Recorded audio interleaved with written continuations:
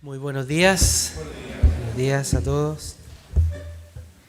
Sí, estamos un poco empolvados esta mañana porque estamos arreglando la oficina. Después de 15 años vamos a poder ponerle piso y hicimos unas ventanas también. Y resolvimos un tema bien importante de agua, de lluvia, que por años también teníamos y no se podía salir de eso. Así que gracias al Señor pudimos esta semana empezar y creo que la próxima ya estaríamos terminando. Así que vamos a tener pisos nuevos, oficinas bien equipadas también. Gracias, Señor. Y el día miércoles estuvimos con los matrimonios, una muy buena reunión. Fue bien edificante, ¿no? Para los matrimonios poder compartir y ver los principios de Dios. Para el matrimonio estuvimos hablando del pacto. Increíble, pero es un seminario que hemos hecho muchas veces, pero habían matrimonios antiguos que no lo habían hecho, que no conocían el tema, y fue muy revelador para ellos también. La visión de Dios para el matrimonio, el pacto. El matrimonio es un pacto, no un contrato. Partimos bien. Un pacto, no un contrato. Bueno, esta semana hemos estado bien movidos a nivel nacional e internacional. Bueno, el mundo se mueve mucho, ¿no? Todo lo que está ocurriendo en Medio Oriente, como Israel también está siendo cada vez más amenazado, ¿no? Pero aún así va teniendo sus victorias, va saliendo adelante. Nuestra oración siempre está con Israel, el pueblo de Dios. Nosotros estamos con ellos, estamos por ellos. Que salgan adelante, que puedan ser librados de sus enemigos y finalmente que Dios les dé la victoria para que puedan estar en su tierra, ¿no? En paz, con todos los pueblos que viven alrededor y que viven en Israel también, pero en paz. También ha sido movido la semana en el contexto del país, ¿no? Con situaciones que realmente dan cuenta un poco de las personas que nos gobiernan, el tipo de persona que nos gobierna. Lamentable, realmente lamentable ver la falta de ética, ¿no? Que se ostenta. Nuestra oración siempre tiene que estar por los gobernantes para que justamente estas cosas no ocurran. Tenemos como iglesia que ponernos del lado de la moral, la ética, los principios de Dios para que se impongan en un nivel espiritual, primero que nada, ¿no?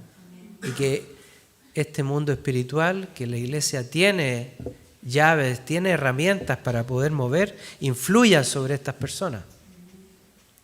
Lo podemos hacer y tenemos el mandato además de parte del Señor. Y tal vez también en ese contexto del mensaje de hoy día sobre el mensaje que el discipulador, la persona que discipula, debe entregar. El carácter del mensaje que nosotros entregamos. Esto tiene varios aspectos. Tiene que ver con el mensaje, por ejemplo, que se da desde el púlpito. Tiene que ver con el mensaje que nosotros entregamos al mundo cuando evangelizamos, y también tiene que ver con el mensaje que nosotros impartimos a los que discipulamos en el contexto de la iglesia, del cuerpo de Cristo. Son como 3 áreas, pero vamos a ver una escritura en que el apóstol Pablo nos habla del carácter de su mensaje, cómo él le hablaba a la gente de una iglesia que estaba en Grecia, en un lugar bien especial que se llamaba, una ciudad, un puerto que se llamaba Tesalónica. Tesalónica es un puerto que está como en un extremo de Grecia, al norte, un pasaje de occidente a oriente, una ciudad-puerto que tenía mucho intercambio cultural y donde había una carretera que unía prácticamente Asia con Europa, con el mundo, o con Roma, con el mundo conocido, ¿no? Un lugar con mucha influencia de diferentes culturas. Y a ellos les habla, hemos estado leyendo esta semana, Primera de Tesalonicenses. Y en Primera de Tesalonicenses 2, a partir del verso 1, el apóstol Pablo describe el carácter de su mensaje. Él hace una apología de sus palabras, de cómo él le ha dado contenido a sus palabras. ¿Cuáles han sido los puntos, los tópicos importantes que es digno de destacar y que creo que para nosotros son un ejemplo de cómo debiera ser nuestro mensaje también? Amén. Así es que oremos y pidámosle al Señor y al Espíritu Santo que nos guíe esta mañana, Señor Jesucristo. Pedimos, Señor, sabiduría en las palabras, Señor. Padre, enséñanos esta mañana, Señor. Enséñanos y siembra estas palabras en nuestro corazón, Señor. Pedimos, Señor, con hambre, el ser llenado, Señor, de tu alimento espiritual esta mañana. Recibirlo con plenitud, Señor. Y agradecidos, Señor, porque tú nos enseñas semana a semana y día a día, Señor. Tu palabra es lumbrera a mi camino, Señor, lámpara a mis pies, Señor. Gracias, Señor. Amén. Amén.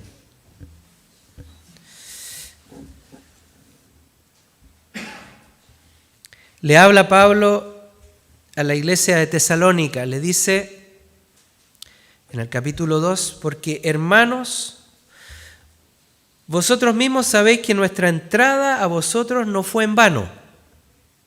Esta es la versión Reina Valera.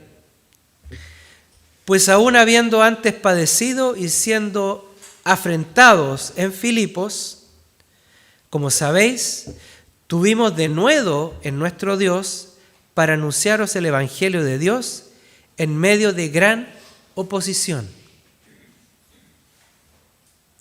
Porque nuestra exhortación no fue de error ni de impureza, ni por engaño, sino que fuimos aprobados por Dios para que se nos encargase el Evangelio. Así hablamos, no como los que agradan a los hombres, sino a Dios, el cual prueba nuestros corazones. Porque nunca usamos de palabras lisonjeras, como sabéis, ni encubrimos avaricia. Dios es testigo. Ni buscamos la gloria de los hombres, ni de vosotros, ni de otros, aunque podríamos seros carga como apóstoles de Cristo. Antes fuimos tiernos entre vosotros, como nodriza que trata con ternura a sus hijos. Tan grande es nuestro afecto por vosotros que hubiéramos querido entregaros no solo el Evangelio de Dios, sino aún nuestras almas, porque nos erais muy amados. Poderosas palabras, está lleno de contenido este mensaje. Está lleno de cualidades, de características que van definiendo el carácter del mensaje de Pablo y también su carácter. Más que características, un mensaje debe tener carácter. También debe tener una claridad. Son palabras que deben ser netas, claras, justas, bien medidas, porque el mensaje que nosotros damos está proclamando la verdad de Dios. No puede inducir a dudas, no puede tener dobleces, no puede tener ninguna de estas cosas que Pablo define, ¿no es cierto?, que están aquí como advertencia, ¿no? Debe haber denuedo y confianza en Dios. No debe haber impureza ni engaño. Un mensaje que no debe buscar agradar a Dios, que debe buscar agradar a Dios y no a los hombres. Un mensaje que no busca el lucro, es sin avaricia. Tampoco busca la gloria personal, ensalzarse a uno mismo, ¿no? Es un carácter que tiene benignidad, ternura y cercanía. Y que además, finalmente, con amor, se da una entrega personal. Son 7 características importantes. Y creo que Pablo fue forjando estas palabras, esta definición, porque a él le tocó pasar cosas bien difíciles en Tesalónica. En Tesalónica lo persiguieron, tuvo que arrancar, tuvo que irse. Se levantaron calumnias contra él y buscaron tomarlo prisionero. Finalmente tuvo que irse de Tesalónica. O sea, se levantó una injuria, una acusación, y ciertos jueces entonces dictaminaron que había que tomarlo detenido. O sea, Pablo fue prófugo. ¿Qué dirían ustedes si viniera aquí al púlpito a predicarle una persona prófuga que tiene problemas con la justicia? Pablo estuvo preso. O sea, en su currículum, en sus antecedentes, ¿no? Este certificado de antecedentes dice, estuvo preso por sedición, un delito. ¿Qué diríamos nosotros si viene aquí y se para una persona que estuvo presa, que viene saliendo de la cárcel?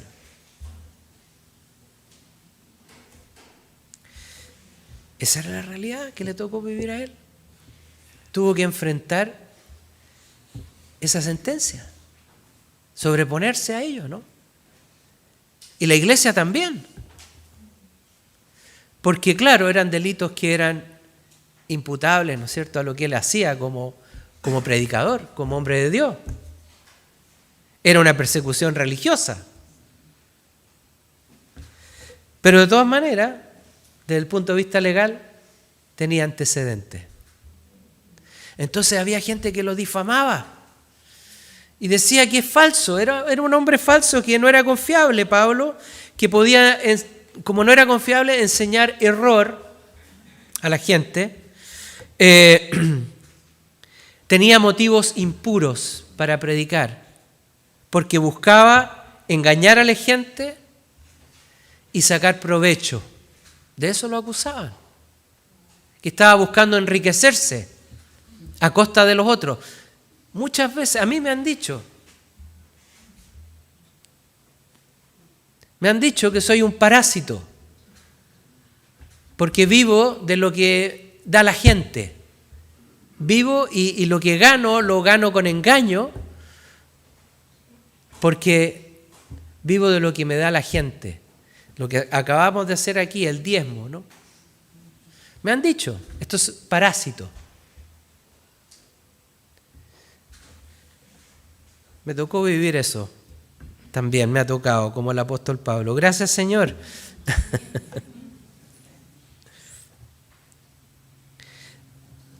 Hay muchas veces a los pastores, a la gente que está en el ministerio, se le acusa de esto, de sacar beneficios, aprovecharse de la gente ilusa y llevarlos a sostener, ¿no es cierto?, motivos personales. Otros podían decir que Pablo buscaba reconocimiento, buscaba ensalzarse, ¿no? Como era tan elocuente, tan un hombre culto y hablaba muy bien, ¿no? Y largamente además, buscaba un reconocimiento y además, y por último, imponer su autoridad, ser autoritario sobre la iglesia, porque a Pablo le tocó muchas veces exhortar duramente a la iglesia. Gálatas insensatos, le dice. Exhortar a las personas, ¿no?, para que salgan del error. Entonces, cuando uno habla fuerte, un poquito fuerte a alguien, claro, lo primero es, este pastor es áspero. Fue áspero conmigo. Y se levanta toda una cosa, ¿no?, de aspereza o de... Cuando uno habla verdad.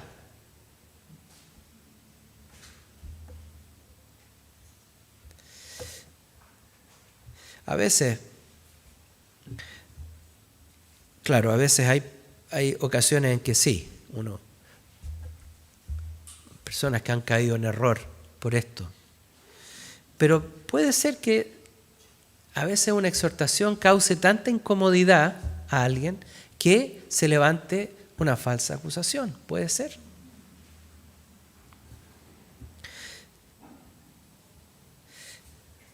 Me gustaría ir viendo paso por paso, ¿no?, un poco lo que define Pablo en su mensaje. Primero, ¿no?, nuestro mensaje fue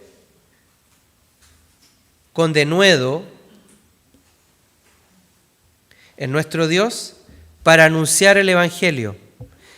Son palabras que vienen con una actitud de denuedo. ¿Qué significa?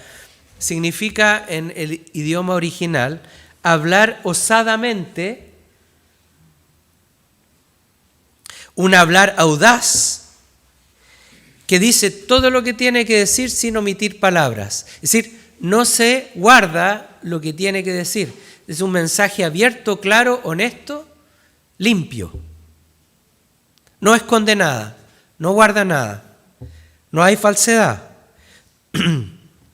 Pero también tiene un sentido en que es un mensaje fluido. Fluido. Creo que eso tiene que ver con la guía del Espíritu Santo. El Espíritu Santo guía muchas veces nuestras palabras, nos va a guiar para entregar un mensaje fluido, en su tiempo, transparente, claro. Ese es el denuedo de Dios.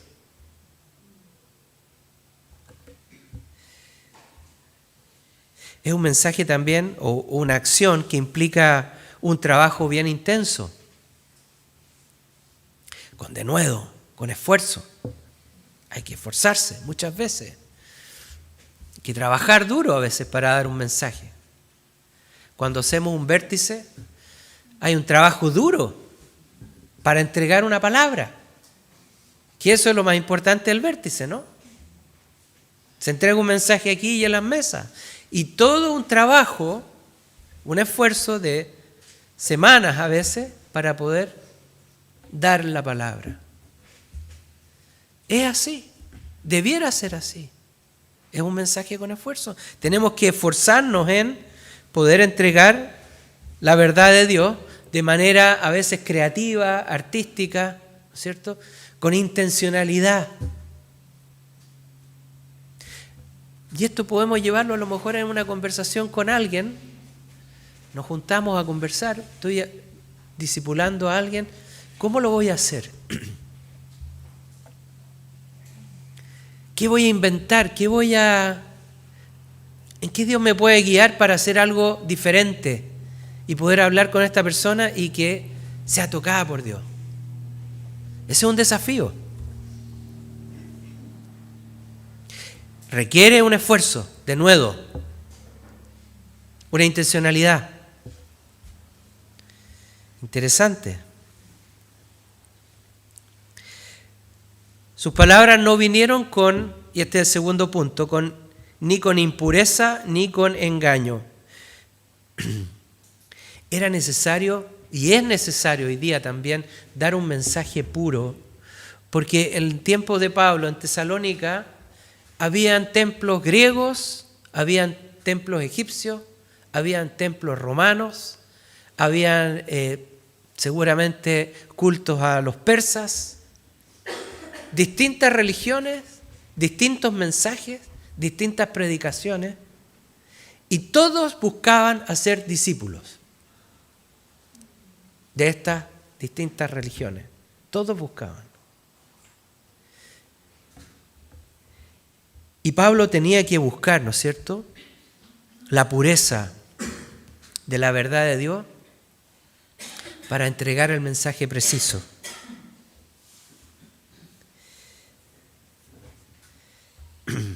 Era un escenario bien complejo, ¿no? Y como lo es hoy día, tantas tendencias que hay, ¿no? Tantas posiciones. Cuando uno empieza a hablar de algo espiritual, lo espiritual. Hay personas que se fascinan con lo espiritual, pero con lo espiritual de Oriente, lo espiritual de la Pachamama, de las culturas ancestrales, y la gente se va buscando esas cosas, ¿no? Entonces, ¿cómo llegar a esa gente, ¿no?, que busca llenar su espíritu con estas cosas diferentes? Necesitamos la pureza de Dios, un mensaje claro, centrado en la persona de Jesucristo. Esa es la clave. Centrar nuestro mensaje en la persona de Jesucristo. Él es el protagonista. Él es el que da el contenido. Es un mensaje, como tercer punto también, que busca agradar a Dios y no a los hombres. Muchas veces nos enfrascamos en conversaciones a veces que buscan que el otro no se frustre, no se enoje, no se vaya, en fin, como que hacérselo lo más suave posible, ¿no? El otro día iba con mi nieto, ya son grandes ya, mide como 1,82 m, y me hizo una pregunta. Me dice: Tata, ¿Dios rechaza a los homosexuales o no? Ay. ¿Cómo le hablo? Bueno, me di una vuelta, no le dije sí y no, le hablé de otras cosas. Le hablé que Dios recibe, pero que Dios pide que cada uno se niegue a sí mismo, tome su cruz y le siga. Y ahí entran muchas cosas. Bueno, y ahí empezamos en una conversación. Finalmente me dijo: estoy de acuerdo. Bien. Qué bien. Pero habría sido distinto, ¿no?, si uno le hubiera dicho: sí, rechaza. Porque también no es verdad.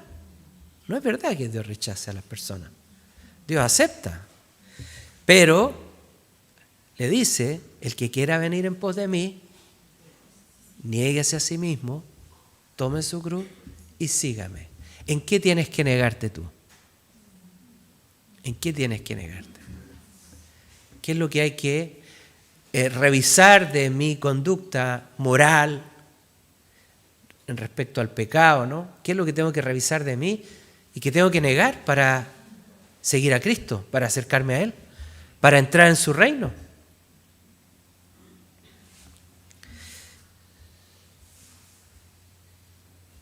Tenemos que enfrentar a veces situaciones difíciles que van a desagradar o van a incomodar.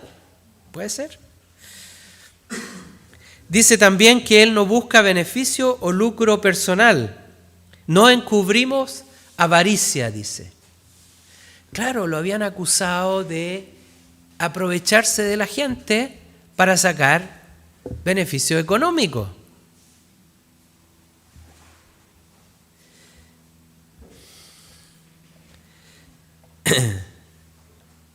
Cualquier tipo de egoísmo está fuera de la voluntad de Dios. No solamente tiene que ver con un beneficio a lo mejor económico, ¿no? Pero la palabra que se usa acá también tiene que ver con cualquier cosa que busque mi beneficio personal. Puede ser algo que traiga mi satisfacción personal. Que me ponga a mí un mensaje, que me ponga a mí por sobre el otro. Mira, yo como cristiano, yo veo que tú estás pasando cosas que yo, gracias a Dios, pasé hace mucho tiempo y ya yo estoy libre de eso y ¡ay, Dios mío! Y empieza un desbalance así, ¿no? Y como los fariseos, ¿no? Gracias, Señor, porque yo no soy como este pecador. O sea, mi mensaje busca dejarlo a Él en el suelo y ponerme yo en un pedestal por ahí arriba. Qué insensatez, ¿no? Hablar así. Jesucristo nunca habló así. Nunca se puso Él como ejemplo en una conversación, en un diálogo así, ¿no?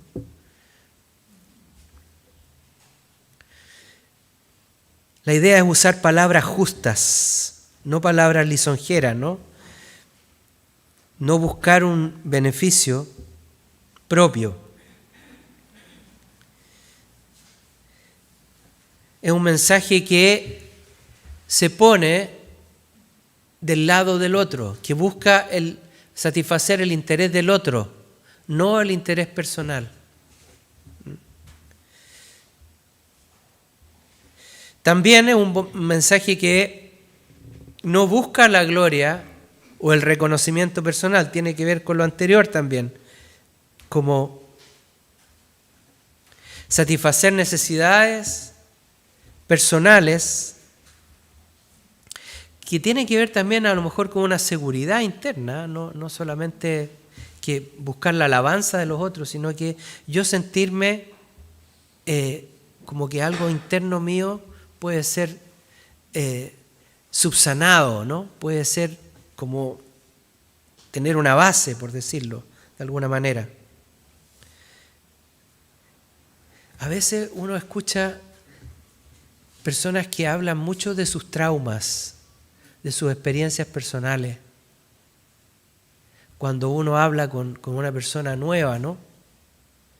Y empiezan a contar cosas que han vivido con el Señor que son pero fenomenales, así unas tremendas milagros y cosas que pasaron con uno y esta persona viene recién como entendiendo que existe Dios. Y mira lo que Dios ha hecho conmigo. Entonces se produce un distanciamiento así enorme entre los dos. Cuidado con eso. Cuidado con eso.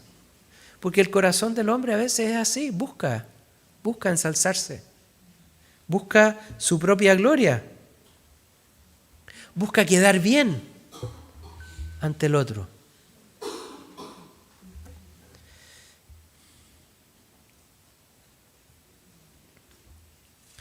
Y creo que de estas dos últimas características creo que son las más relevantes, porque hablan de la intención de Dios, del corazón de Dios con las personas, que discipulamos o que predicamos. Antes dice, ser benignos o tiernos entre vosotros, como la nodriza que cuida con ternura a sus propios hijos. Y aquí está entonces el tema de la aspereza, que no debiera haber en nosotros, ¿no? Para exhortar, para levantar. Esta ternura que es semejante a una nodriza. ¿Se acuerdan del mensaje que hablamos hace unas semanas atrás? De la nodriza, el ejemplo de la nodriza. Y Juan, que se acercaba al regazo de Jesús, las palabras que se usaban eran más o menos para definir esa situación. La cercanía que tenía Juan con Jesús en su regazo. Y aquí también está hablando de ese mismo aspecto, de esa cercanía que debe haber con las personas, como una nodriza que desea darle el alimento más tierno a su hijo. Ese es el corazón con el que debiéramos acercarnos a las personas que esperan recibir de Dios mediante nosotros. No es para enseñarles, para darles cátedra teológica, sino para entregar un alimento que es precioso, alimento preciado. ¿Con qué cuidado debiéramos acercarnos a estas personas, ¿no? Para hablar con ellos? Con el cuidado de un corazón tierno, primero que nada. Un corazón tierno. No confrontacional, no acusador, no como envanecido por su posición, por lo que sabe.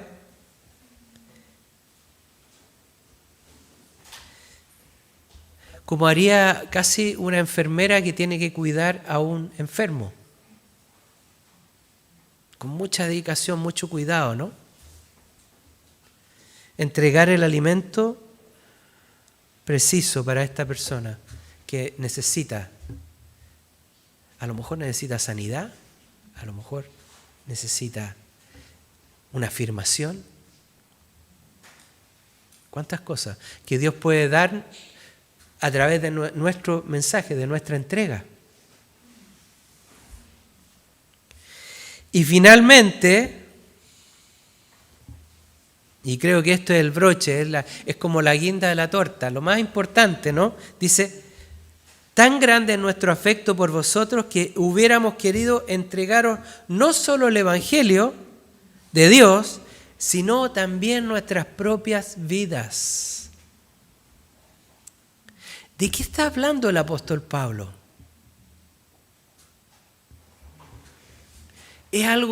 Son palabras como demasiado exageradas. Entregar la propia vida a estos griegos de Tesalónica, a esta congregación de Tesalónica. ¿Quisiera él entregar su cuerpo como sacrificio por ellos? En parte sí. En parte sí. Porque todo lo que hizo él fue con tremendos sacrificios físicos. Su cuerpo fue azotado varias veces, fue apedreado, fue insultado, fue menospreciado, fue convicto, fue echado, ¿no?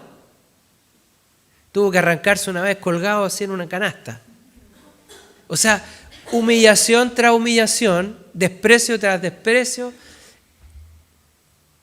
incluso heridas sufrió, ¿no? Y finalmente, bueno, también lo martirizaron. Es con una entrega personal plena, total. O sea, a mí el Señor no me ha pedido eso todavía, pero en la medida que yo iba entendiendo el Evangelio, ¿no? Lo que significaba seguir a Cristo. Cuando a mí los pastores me pidieron venirnos a La Serena a tomar la iglesia, estaba claro. Era el paso que había que dar. ¿Qué más iba a hacer?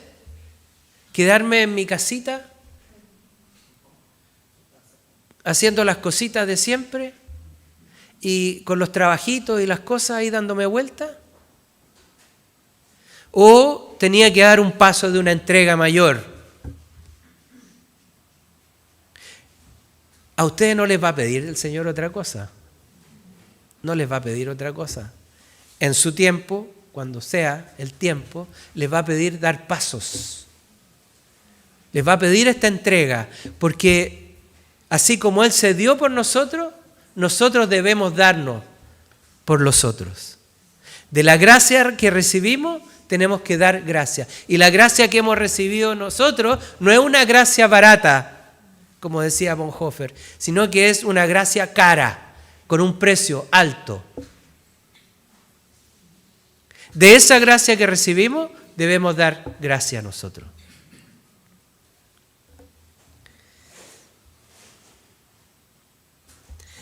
Cuando dice entregar nuestra vida, la palabra que se usa es psige, y significa la vida interior, el alma. Yo estoy dispuesto a daros el alma, mi alma. Eso decía Pablo.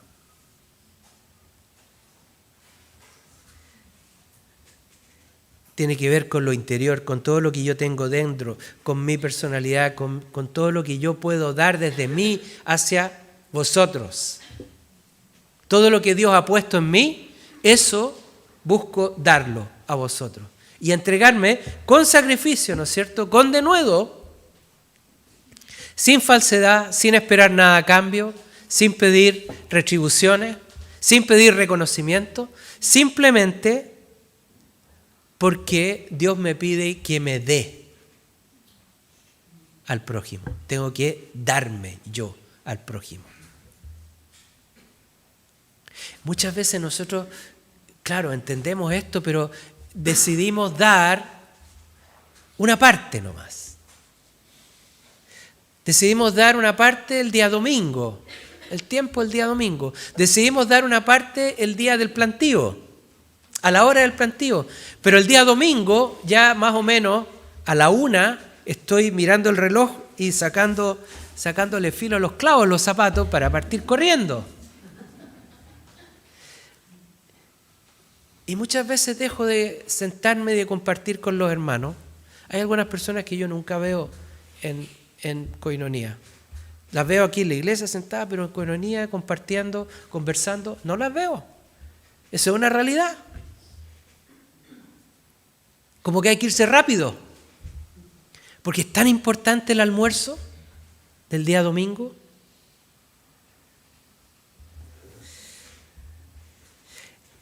El darse es en plenitud.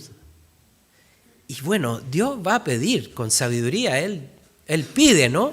Con sabiduría, en la medida de que Él va reconociendo, ¿no? La capacidad de entrega de las personas, va pidiendo. A nadie le va a pedir algo que no puede dar. Él es un Padre bueno, Él sabe. Pero llegado el momento, Él pide. Y cuando a veces pide todo.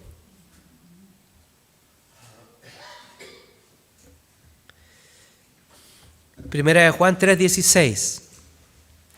Fíjense que tiene que ver mucho esta escritura con Juan 3:16. Esta es primera de Juan 3:16. Y dice, en esto conocemos el amor, en que Él puso su vida por nosotros. También nosotros debemos poner nuestras vidas por los hermanos. Esta es la base del discipulado.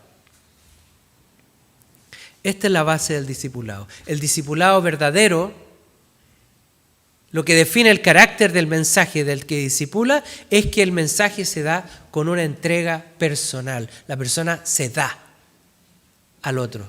No es que le da un tiempo al otro, sino que se da al otro, se entrega al otro. Por eso no es de extrañarse que de repente el Señor nos pida, mira, dale alojamiento a esta persona, que se vaya a vivir contigo un tiempo. Nosotros hemos tenido personas viviendo con nosotros a lo largo del ministerio, por meses,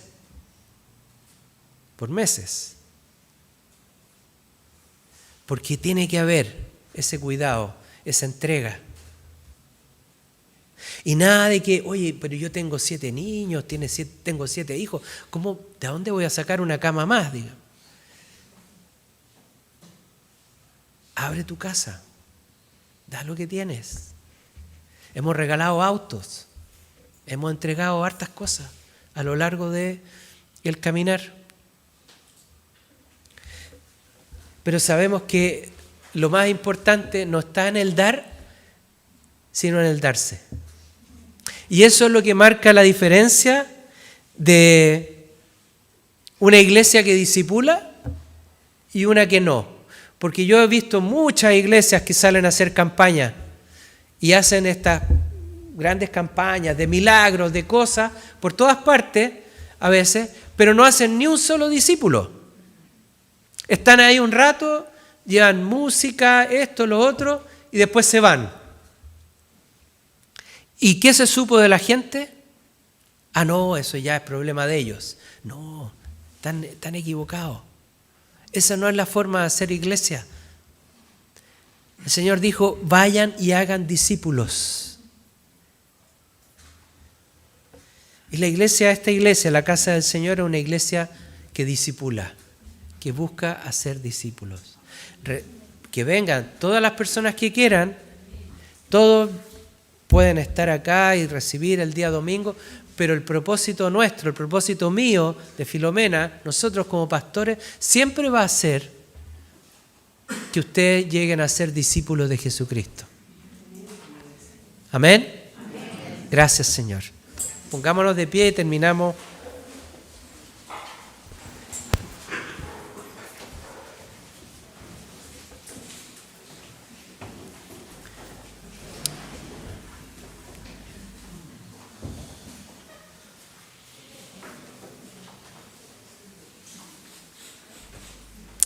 Oh Señor Jesús, Padre Celestial, gracias Señor.